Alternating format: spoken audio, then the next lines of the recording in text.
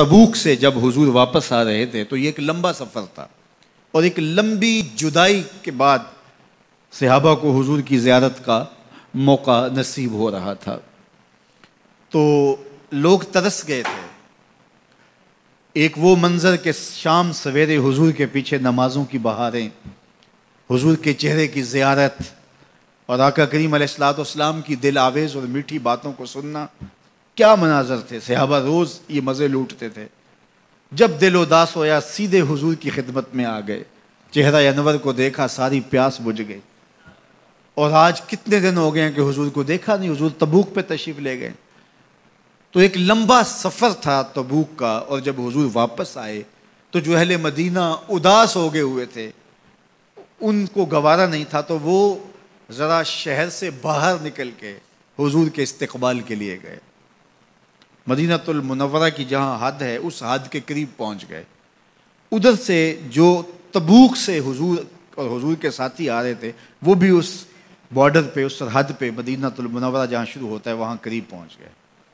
قدرتی ہوا مدینہ المنورہ سے اس جانب چل رہی تھی جدھر سے حضور تشریف لا رہے تھے۔ تو یہ جو لوگ جا رہے تھے ان کے گھوڑوں کی، کچھ پیدل تھے، ان کی ٹاپوں سے اور پیدل پاؤں سے گرد اڑی، اور اڑتی ہوئی گرد کا رخ ادھر تھا ہوا کی وجہ سے جدھر حضور اور حضور کے غلام آ رہے تھے۔ تو جب گرد ادھر پڑی نا، تو روایات میں آتا ہے کہ وہ جو صحابہ تھے گھوڑوں کے اوپر سوار آ رہے تھے، تو اس گرد سے بچنے کے لیے انہوں نے اپنے اماموں کے شملے اپنی ناک پہ رکھ لیے، اس لیے رکھے کہ اس گرد سے بچ جائیں۔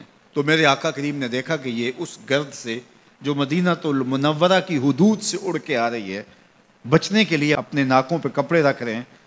تو حضور علیہ السلام نے اپنی سواری کو روک کے ان سے مخاطب ہو کے کہا، ان کپڑوں کو پیچھے ہٹا دو، تم جانتے نہیں مدینے کے غبار میں بھی شفا ہے، مدینے کی مٹی میں بھی شفا ہے، گرد و غبار میں بھی شفا رکھا ہوا ہے۔ میں چم چم اکھاں نہ للاواں، صدقڑے جاواں نے مٹی عرب دی ہے۔ تو اس شہر کی مٹی میں بھی شفا رکھی گئی۔ تو یہ شفا کیوں رکھی گئی ہے؟ یہ حضور کے قدموں کی وجہ سے رکھی۔ حضور تشریف فرمائے، شہر حضور کا ہے، اس لیے اس کو برکتیں دی گئیں۔ تو یہ کیسی فکر ہے کہ مسجد نبوی میں نمازیں پڑھنے جائیں اور حضور کے روضے کی زیارت کرنے نہ جائیں۔ حضور کی بارگاہ میں حاضری اہل ایمان کے لیے بہت بڑی سعادت ہے۔ امام مالک کہتے ہیں کہ حضور نے ارشاد فرمایا، جس نے میرے وصال کے بعد میری قبر کی زیارت کی، گویا اس نے میری زیارت کی۔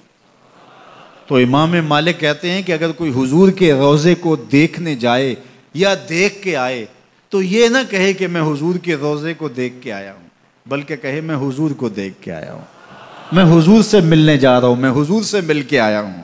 اس لیے کہ جس نے حضور کے روضے کی زیارت کی اس نے حضور کی زیارت کی۔